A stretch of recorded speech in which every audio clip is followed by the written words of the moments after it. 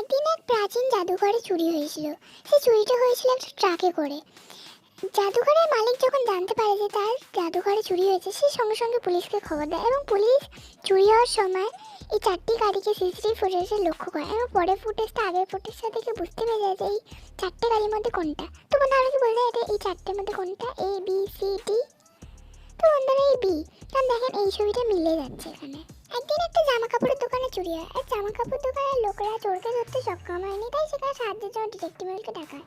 Detective CCTV footage দেখে। এই প্রথম ফুটেজে দেখা যায় তিনজনকে এবং দ্বিতীয় ফুটেজে দেখা যায় এরা ব্যাগ কিনছে এবং তৃতীয় ফুটেজে দেখা যায় এরা এখানে দাঁড়িয়ে আছে। তো বন্ধু আমাকে এই তিনজনকে থেকে বলতে এটা কে চুরি করছে, 1 2 3।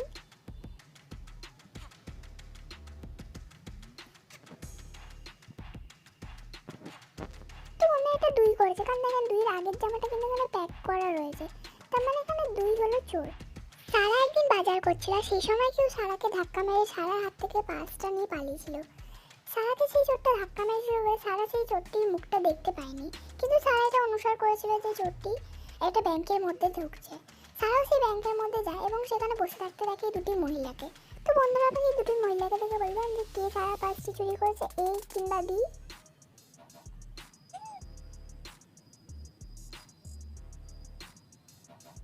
তো বন্ধুরা বি চুরি করেছে, কারণ দেখেন এ কিন্তু হাত ভাঙাতে সেটাই করেনি।